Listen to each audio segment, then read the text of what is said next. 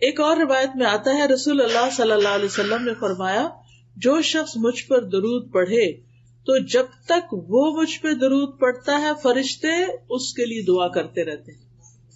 یعنی آپ نبی صلی اللہ علیہ وسلم کے لیے دعا کریں اور فرشتے آپ کے لیے دعا کرتے رہیں گے. ایک شخص نے عرض کیا اللہ کے رسول صلی اللہ علیہ وسلم کیا میں اپنی دعا کا 1/3 حصہ درود نہ کر لوں؟ تو آپ نے فرمایا کہ ہاں اگر تم چاہو تو ایسا کر سکتے ہو. اس نے کہا اگر 2/3؟ آپ نے فرمایا ہاں اگر تم چاہو. اس نے کہا اگر میں ساری دعا درود ہی کو بنا لوں؟ تو آپ نے فرمایا پھر تو یہ تمہارے لیے اللہ تمہارے دنیا اور آخرت کے سب غم ہم کے لیے کافی ہو جائے گا. یعنی اگر آپ کو بعض اوقات انسان کی سچویشن اتنی ٹینس ہوتی ہے کہ اس کو دعا بھی نہیں سمجھ آتی مجھے کیا مانگنا چاہیے اس وقت. یعنی بعض اوقات ہمارے کوئی عزیز پیارے زندگی اور موت کی کشمکش میں ہوتے ہیں, ہمیں سمجھ نہیں آتی ہم ان کے لیے کیا دعا کریں. ہم ان کے لیے زندگی کی دعا کریں, یہ زندگی تو ان کے لیے بہت تکلیف دہ ہے, ہم انہیں اس حال میں زندہ بھی نہیں دیکھنا چاہتے کہ ہم چاہتے ہیں صحت مند ہوں.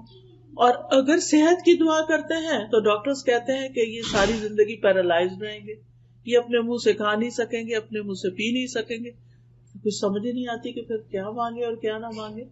تو ایسی صورت میں ہم درود شریف پڑھنا شروع کر دیں کہ اللہ کی رحمت آ جائے, اور اگر اللہ کی رحمت آ جائے تو اللہ تعالیٰ اس بندے کو بالکل سیدھا اٹھا کے کھڑا کر سکتا ہے. جو رب مردوں کو اٹھا کے کھڑا کر سکتا ہے, جو مردوں کو زندہ کرے گا, کیا وہ ایک بیمار شخص کو, ایک تکلیف کی حالت میں جو شخص ہے اس کو وہ سیدھا تندرست نہیں کر سکتا؟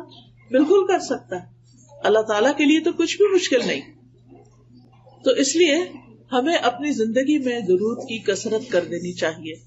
پھر اسی طرح یہ ہے کہ رسول اللہ صلی اللہ علیہ وسلم نے فرمایا مجھ پر درود بھیجا کرو کیونکہ تمہارا مجھ پر درود بھیجنا تمہارے لیے باعث برکت ہے, اور میرے لیے اللہ سے وسیلہ کا سوال بھی کیا کرو. یعنی درود بھی بھیجو, سلام بھی بھیجو, اور وسیلہ کی دعا بھی کرو. اب یہ وسیلہ کیا چیز ہے؟ جنت میں ایک مقام ہے جو سب سے زیادہ خوبصورت ہے, یعنی پوری جنت سے زیادہ خوبصورت ہے, اور وہ مقام صرف ایک شخص کو ملے گا, صرف ایک کو وہ ملے گا, کسی اور کو وہ نہیں ملے گا. تو نبی صلی اللہ علیہ وسلم نے فرمایا مجھے امید ہے کہ وہ میں ہی ہوں گا, کیونکہ آپ کا مقام اور درجہ ساری انسانیت سے بڑھ کر ہے. تو اب آپ دیکھیے کہ وہ ہے تو آپ کے لیے, لیکن آپ نے امت کو شرف بخشا کہ ہم آپ کے لیے یہ دعا کریں کہ اللہ تعالیٰ ہمارے نبی کو وہ مقام وسیلہ عطا فرمانا. پھر اسی طرح آپ دیکھیے کہ جب ایک شخص درود پڑھتا ہے تو وہ درود اس شخص کی طرف سے نبی صلی اللہ علیہ وسلم کو پہنچایا جاتا ہے, آپ کو بتایا جاتا ہے. رسول اللہ صلی اللہ علیہ وسلم نے فرمایا جو شخص ایک بار مجھ پر درود بھیجے اللہ اس پر 10 رحمتیں نازل کرے گا. اس پر ایک فرشتہ مقرر ہے جو مجھ تک پہنچاتا رہتا ہے. یعنی ہم اپنے گھر میں بیٹھ کے پڑھیں, بعض اوقات ہم سوچتے ہیں نا کوئی مدینہ جائے, کوئی روزے پہ جائے اور ہمارا سلام لے کر جائے, تو بات یہ ہے کہ وہاں جا کر کوئی پہنچائے یا آپ یہاں اپنے گھر میں بیٹھے ہوئے درود پڑھ رہے ہیں, یہاں پڑھ رہے ہیں, اور اللہ تعالیٰ کی طرف سے فرشتہ مقرر ہے وہ آپ کا درود وہاں تک لے جائے گا, پہنچا دے گا. یعنی بعض اوقات ہم انسانوں کی منت کرتے ہیں, اور انسان کیا وہ وہاں جاتے ہیں وہ بھول ہی جاتے ہیں کہ مجھے کس کس نے کیا کہا تھا, اور ہمیں کوئی ایسا طریقہ بھی نہیں ملتا کہ ہم سے کہا گیا ہو کہ کوئی لے کے جائے اور پہنچائے. آپ جہاں پر بھی ہوں, آپ مسجد نبوی میں ہوں, آپ مدینہ میں ہوں, آپ مکہ میں ہوں, آپ سعودی عرب میں ہوں, آپ پاکستان میں ہوں, آپ کینیڈا میں ہوں, آپ کہیں پر بھی ہوں, آپ کا درود وہاں پہنچ جائے گا, اور یہ آپ کے نامہ اعمال میں بھی جمع ہوتا رہے گا. تو اس سے اچھا کیا تحفہ ہے جو ہم نبی صلی اللہ علیہ وسلم کو بھیج سکتے ہیں. یعنی اگر ہم آپ کے لیے کوئی پیسے بھیجیں یا کوئی گولڈ بھیجیں یا کوئی کھانے کی چیز بھیجیں, وہ تو نہیں آپ کو پہنچ سکتی, لیکن اگر ہم درود بھیجتے ہیں تو وہ آپ کو پہنچتا رہتا ہے, اور ہمیں طریقہ بھی بتا دیا گیا. رسول اللہ صلی اللہ علیہ وسلم نے فرمایا تم کہیں بھی ہو مجھ پر درود بھیجو کیونکہ تمہارا درود مجھ تک پہنچ جاتا ہے, ہر جگہ سے پہنچ جاتا ہے. اب جو شخص نبی صلی اللہ علیہ وسلم کے لیے درود بھیجے گا اور سلام بھیجے گا اور خاص طور پر آپ کے لیے وسیلہ کی دعا کرے گا تو قیامت کے دن اس کو نبی صلی اللہ علیہ وسلم کی سفارش حاصل ہوگی، اس کے لیے شفاعت ہوگی. رسول اللہ صلی اللہ علیہ وسلم نے فرمایا جو مجھ پر درود بھیجتا ہے یا میرے لیے وسیلہ مانگتا ہے قیامت کے دن اس کے لیے میری شفاعت ثابت ہو جائے گی، یعنی پکی ہو جائے گی کہ میں اس کے حق میں سفارش کروں. سفارش کس کو ضرورت ہوتی ہے؟ جس کے اپنے پاس پورا نہ ہو کامیابی کے لیے. یعنی اگر کوئی شخص خود لیک کرتا ہے کسی چیز میں تو پھر دوسرا اس کی سفارش کر دیتا ہے، آپ اس کو یہ جاب دے دیں، آپ اس کو یہ جگہ دے دیں، آپ اس کے لیے یہ کر دیں، تو وہ اس کے لیے آسانی ہو جاتی.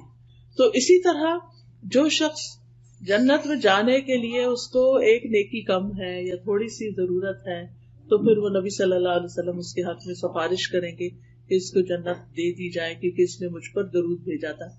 اسی طرح اگر کوئی شخص اپنے برے اعمال کی وجہ سے توبہ کیے بغیر دنیا سے چلا گیا اور قیامت کے دن اس کی پکڑ ہو گئی اور اس کو جہنم میں پھینک دیا گیا تو نبی صلی اللہ علیہ وسلم کو اللہ تعالیٰ حق دیں گے شفاعت کا، حق کے شفاعت، اور پھر آپ کی سفارش سے اس کو آگ سے بھی نکال لیا جائے گا. تو اس لیے ہمیں اپنی زندگی میں درود کا اہتمام کرتے رہنا چاہیے، کوئی دن ہمارا خالی نہ جائے. ویسے تو الحمدللہ جب ہم اذان سنتے ہیں تو اس کے بعد درود جو ہے وہ پڑھتے ہیں، وہ موقع ہوتا ہے درود پڑھنے کا. پھر اسی طرح نماز ہماری مکمل ہی نہیں ہوتی، نماز پوری ہی نہیں ہوتی، نماز ادا ہی نہیں ہوتی اگر ہم اس میں درود شریف نہ پڑھیں. مثلاً اگر کسی کا اتحیات پڑھتے ہوئے اتحیات پر وضو ٹوٹ گیا اور اس نے درود نہیں پڑھا تو اس کو نماز لوٹانی ہوگی کیونکہ اس کی نماز نہیں ہوئی. تو اس لیے چاہے آپ اس وقت پورا درود نہ بھی پڑھ سکیں، اللہم صلی علی نبینا محمد کہہ دیں، اللہم صلی وسلم وبارک علی نبینا محمد، اللہم صلی علی محمد وعلی آل محمد، یعنی کوئی بھی آپ اس میں سے پڑھ لیتے ہیں اور سلام جلدی سے پھیر دیتے ہیں. کیا اس وقت آپ مزید کنٹینیو نہیں کر سکتے کہ آپ کا وضو ٹوٹ جائے گا تو آپ کی نماز پوری ہو جائے گی اگر آپ نے درود شریف پر اینڈ کر دیا. تو اس سے بھی آپ اندازہ لگائیں کہ کتنا ضروری ہے. پھر آپ دیکھیے کہ جو شخص صبح کے وقت فجر کی نماز سے لے کر سورج نکلنے سے پہلے 10 دفعہ درود شریف پڑھتا ہے تو اس کے لیے بھی آپ کی شفاعت ہے. اور کتنی رحمتیں، ایک دفعہ پڑھنے پر 10 رحمتیں تو 10 دفعہ پڑھنے پر کتنی ہوں گی؟ 100 رحمتیں ہو جائیں گی. یعنی صبح ہی صبح اپنا دن شروع کرنے سے پہلے آپ 100 رحمتیں سمیٹ لیتے ہیں. پھر اسی طرح نبی صلی اللہ علیہ وسلم پر جب تک درود نہ پڑھا جائے دعا روک لی جاتی. یعنی کچھ دعائیں ایسی ہیں کہ جن میں ہمیں پہلے درود شریف پڑھنا ہی ہوتا ہے اور پھر اس کے بعد دعا مانگی جائے تو درود شریف اس دعا کو اوپر لے جانے کا سبب بنتا ہے. پھر اسی طرح آپ صلی اللہ علیہ وسلم نے فرمایا بخیل ہے وہ شخص، سٹنجی ہے وہ شخص کہ جس کے سامنے میرا ذکر کیا جائے اور وہ مجھ پر درود نہ پڑھے. درود پڑھنا جو ہے یہ جنت میں لے جانے والا کام ہے، اور جو درود نہیں پڑھتا وہ جنت میں جانے کا راستہ کھو دیتا ہے.